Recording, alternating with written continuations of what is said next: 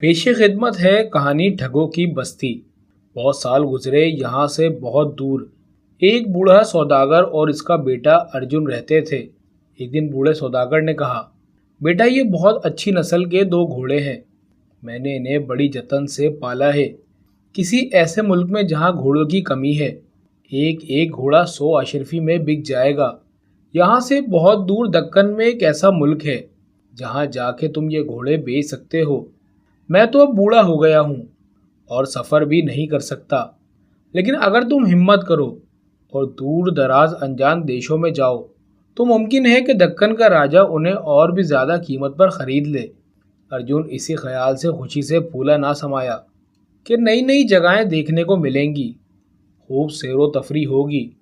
मगर इसके बाप ने ताकीद की कि याद रखो, पश्चिम की तरफ मत जाना। अगर तुम गए तो ऐसे मुल्क में पहुंच जाओगे जहां दगाबाज और फरेबी लोगों की बस्ती है। यहाँ जो भी बाहर का आदमी चला जाता है उनके हाथों बगैर परेशानी उठाए नहीं वापस आता।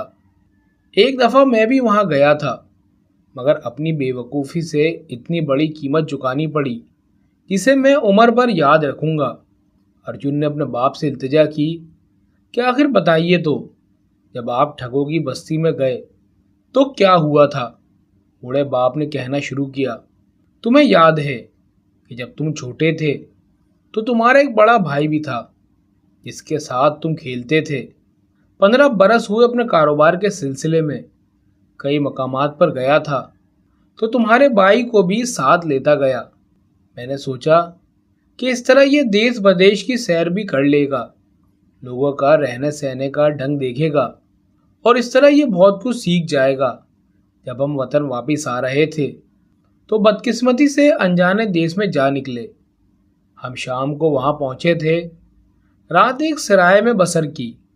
लोगों की बातचीत से उनके तौर तरीकों से पता चला कि ये वही दगाबाजों की बस्ती है जिसका जिक्र मैंने सयाहों से सुना था। अब मुझे फिक्र हुई कि जल्दी जल्दी यहाँ से चले जाना चाहिए। सुबह सवेरे जब मैं सराय वाले को किराया वगैरह अदा कर रहा था कि मैंने देखा कि सराय वाले का भाई रोता पीटता अपनी किस्मत को कोसता चला आ रहा था। उसने बताया कि उसकी बीवी के यहाँ मरा हुआ बच्चा पैदा हुआ है और ये सब मेरी वजह से हुआ है। ये सुनकर मेरी हैरत की इंतहा ना रही। उस दगाबाज का कहना था कि जब मैं शाम को घोड़े से उतरा तो बहुत जोर जोर से हाँफ रहा था। एक छोटा सा कीड़ा जो उड़कर सराय से बाहर निकल रहा था। मेरी सांस के जोर से वो सराय में उस जगह पर चला गया जहाँ इसकी बीवी बैठी हुई थी जिसके यहाँ बच्चा पैदा होने वाला था। मेरी सांस के जोर से वो कीड़ा उसके नथने में उड़कर चला गया और इस वजह से उसे बहुत जोर से छींक आई तो इसका बच्चा पेट में ही ख़त्म हो गया। एक मजमा मेरे गिर्द इकट्ठा हो गया। हर शख्स इसकी तरफदारी कर रहा था।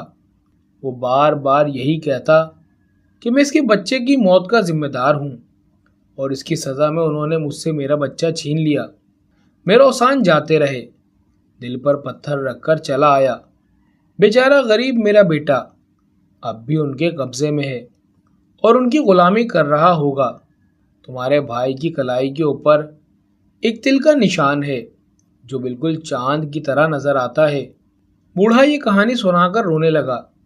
अर्जुन को अपने बाप की हालत देखकर बहुत अफसोस हुआ। उसने फिर से उसे इत्मीनान दिलाया कि आप यकीन कीजिए बाबा, मैं उन ठगों की बस्ती में हरगिज कदम नहीं रखूंगा। इसके बाद अर्जुन दोनों घोड़ों को लेकर दूर दराज के मुल्क के सफ़र पर रवाना हो गया। कुछ दिन बाद वो एक दरिया के किनारे पहुंचा। उस वक्त दरिया में बाढ़ आई हुई थी, इसलिए नाव वाले ने अपनी छोटी सी कश्ती में अर्जुन के दोनों घोड़ों को ले जाने से इनकार कर दिया और इसरार किया कि अगर वो पश्चिम की तरफ चला जाए तो इसको वहाँ मजबूत कश्ती मिल जाएगी और इस तरह कोई नाव इसे नदी पार करवा देगी। जैसे ही अर्जुन पश्चिम की तरफ चला, एकदम जोर की आंधी चलने लगी। उसने छुपने की जगह ढूंढने की कोशिश की, मगर छुपने की जगह भी ना मिली। अर्जुन ने करीब के पहाड़ की तरफ धुआं उठता हुआ देखा और अपने घोड़ों समेत बड़ी मुश्किल से पहाड़ पर चढ़ गया। उस वक्त आंधी का जोर बहुत कम हो गया था। अर्जुन ने देखा कि पहाड़ के दामन में गांव है। क्योंकि वो पश्चिम में आ गया था। इसलिए उसे ख्याल हुआ कि शायद यही ठगों की बस्ती है। उसने सोचा कि वापस चला जाए। फिर ख्याल आया कि ज़रा देखा तो जाए कि वो अजीबोगरीब बस्ती जिसकी कहानी उसने सुन रखी है वो कैसी है। वो पहाड़ के किनारे छुपकर नीचे देख रहा था कि एक पत्थर खिसका और अर्जुन लड़कता हुआ इसी गांव में आ गिरा। उसके घोड़े भी सरपट दौड़ते हुए उसके पास पहुंच गए। सामने से एक बूढ़ा शख्स आ रहा था। उसने जो अर्जुन को गिरते हुए देखा तो उसके करीब आ गया। अर्जुन कपड़े झाड़ते जल्दी से उठ बैठा। खुशकिस्मती से उसे ज़्यादा चोट नहीं आई थी। उसने देखा कि बूढ़ा बहुत गौर से उसे देख रहा है। बूढ़े ने अर्जुन से पूछा, बेटा तुम्हें कोई चोट तो नहीं आई? अर्जुन ने दिल में सोचा, अच्छा इस ठगों की मस्ती में ऐसे लोग भी हैं जिन्हें दूसरों की फिक्र है। और वो ये सोच ही रहा था कि बूढ़े का शुक्रिया अदा करे कि बूढ़े ने रोना पीटना शुरू कर दिया। एक मेंढक अर्जुन के नीचे दबकर मर गया था। वो बूढ़ा आदमी रो रो कर मरे हुए मेंढक को देख रहा था और कह रहा था, हाय मेरे प्यारे छोटे से बच्चे, मैं तेरी मौत का बदला ज़रूर लूँगा। उस बूढ़े के रोने पीटने की आवाज़ सुनकर बहुत से लोग आ गए और किसी अनजानी ज़बान में बूढ़े से बातें करने लगे।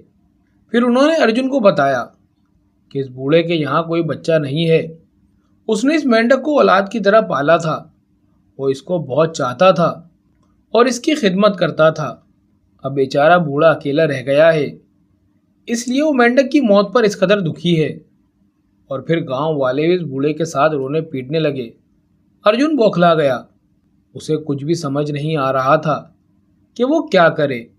वो चाहता था कि जल्दी से वहां से चला जाए। उसने लोगों से पूछा, इस बूढ़े के गम को कम करने के लिए वो क्या करे? बूढ़ा एकदम बोला, अपने घोड़े में से एक दे दो। हाँ, एक मेंढक के बदले घोड़ा? अर्जुन ने खफा होते हुए पूछा। बूढ़े ने जवाब दिया, मेरी समझ में नहीं आता लड़के, तुम कैसी बातें कर रहे हो? क्या घोड़ा किसी के बेटे से ज़्यादा कीमती हो सकता है? आखिर में बेचारे अर्जुन को अपना एक घोड़ा इस बूढ़े के हवाले करना पड़ा। वो बहुत गमगीन और दुखी वहाँ से चला गया। मगर इस पहाड़ पर चढ़ना खासा मुश्किल था, इसलिए वो काफ़ी दूर पैदल चला कि कोई दूरा मिल जाए ताकि इससे गुजरकर पहाड़ की दूसरी तरफ पहुँच जाए। थोड़ी देर बाद पहाड़ के दामन में एक और गांव मिला। अर्जुन का भूख और प्यास के मारे बुरा हाल था। वो करीब के गांव में गया और दरवाज़ा खटखटाया तो एक आदमी बाहर आया जिसकी सिर्फ एक आंख थी। अर्जुन ने उससे कुछ खाने पीने को मांगा। उस आदमी ने जवाब दिया, मैं तुम्हें खाने को कुछ नहीं दे सकता, मगर हाँ पानी जितना चाहो पी सकते हो।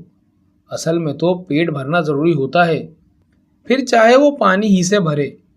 इस एक आंख वाले आदमी ने अर्जुन को पानी दे दिया। पानी पीकर अर्जुन ने उसका शुक्रिया अदा किया और चलने को हुआ कि इस एक आंख वाले आदमी ने उससे पूछा, भैया तुम कहाँ से आए हो और तुम्हारे बाप का नाम क्या है? जैसे ही अर्जुन ने इसको बताया, उस एक आंख वाले आदमी ने उसका बाजू जोर से पकड़ लिया और खुशी से चिल्लाया, आखिर तुम मिल ही गए। अब सुनो लड़के, 20 साल हुए मैं तिजारत के सिलसिले में तुम्हारे मुल्क गया था। बदकिस्मती से मैं तुम्हारे बाप को अच्छी तरह जानता था। मैंने उससे 200 अशरफियाँ मांगी थी तो वो राज़ी हो गया, मगर उसे ज़मानत चाहिए थी और मेरे पास देने को कुछ न था। उसने कहा, तुम मुझे अपनी एक आंख निकाल कर दे दो।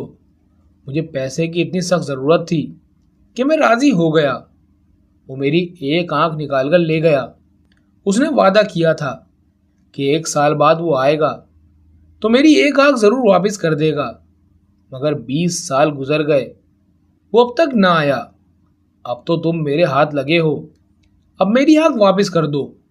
बाप का कर्जा चुकाना बेटे का फ़र्ज़ होता है। मैं तुमको 200 अशरफियाँ देने को तैयार हूँ, बल्कि 20 अशरफियाँ सूद की भी दे दूंगा, मगर तुम मेरी आंख वापस कर दो। देखते ही देखते इस आंख वाले आदमी के चारों तरफ इसके हमदर्द लोग जमा हो गए। अर्जुन रोने के करीब था कि उसने कहा, मुझे मालूम नहीं कि तुम्हारी आंख का क्या किस्सा है।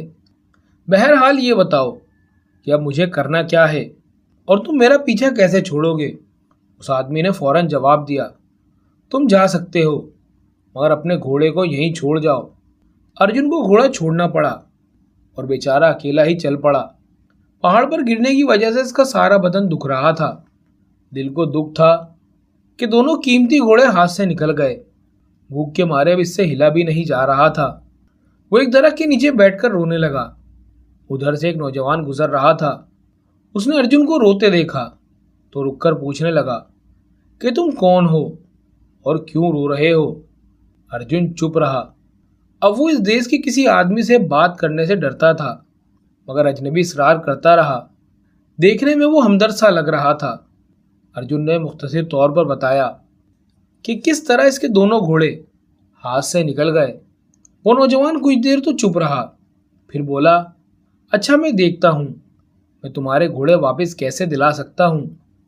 चलो राजा के पास चलो। अर्जुन पहले तो हिचकिचाया, मगर ये सोचकर कि अब मेरे पास खोने को रह ही क्या गया है, नौजवान के साथ राजा की महल की तरफ चल पड़ा। रास्ते में इसने अर्जुन को सिखा दिया कि राजा से क्या कहना है। राजा ने अर्जुन की शिकायत सुनकर बूढ़े और आंख वाले आदमी को बुलाया। मुकदमा शुरू हुआ। जब बूढ़ा कह चुका कि वो मेंढक जो मर गया है वो इसका लेपालक बेटा था, तो अर्जुन ने अपनी पगड़ी से झट मेंढक निकाला और कहा, हुजूर इस मेंढक को मैंने अपना बेटा बना लिया है, मैं इसको पहाड़ के नीचे छोड़ देता हूँ। बूढ़ा पहाड़ से गिरे और इसे मार डाले जैसा मैंने किया था। इस तरह इसका बदला पूरा हो जाएगा। बिल्कुल ठीक बात है, मुनासिब तजवीज़ है। भला इसके माकूल होने का कैसे शोभा हो सकता है। बूढ़े के मुकदमे का बिल्कुल यही हल है, राजा ने कहा। बूढ़े ने जब ये सुना तो चुपचाप घोड़ा अर्जुन के हवाले किया और चला गया। अब इस एक आंख वाले आदमी की बारी आई। उसने अपना मुकदमा पेश किया तो अर्जुन ने अपनी सफाई में कहा, हुजूर इसमें कोई शक नहीं कि मेरे बाप को अजब तरह के शौक़ हैं। उनमें एक ये भी शौक़ है कि वो लोगों की आंखें जमा करता है। हमारे गोदाम में सैकड़ों आंखें जमा हैं। मैं इंसाफ को उनकी आंख वापस करने को तैयार हूँ, मगर जोड़ की आंख में उसी वक्त तलाश कर सकता हूँ जब ये मुझे अपनी दूसरी आंख भी दे दें, ताकि इसकी सही आंख ढूंढकर मैं इनकी दोनों आंखें वापस कर दूँ। बिल्कुल ठीक बात है, राजा ने फिर कहा। बस इतना कहने की देर थी कि इस एक आंख वाले शख्स ने फौरन घोड़ा वापस कर दिया और अपनी खोई हुई आंख वापस लेने में ज़रा दिलचस्पी ना दिखाई और वहाँ से रफू चक्कर हो गया। अजनबी ने अर्जुन से कहा, मैं तुम्हें इस मुल्क की सरहद तक छोड़कर आता हूँ ताकि अब कोई और तुम्हें दिक्कत ना पहुँचाए। रास्ते में वो दोनों आपस में बातचीत कर रहे थे कि अचानक अर्जुन की नज़र इस लड़की की कलाई पर पड़ी। इसकी कलाई पर वही तिल का निशान था जो बिल्कुल चांद की तरह नज़र आता था।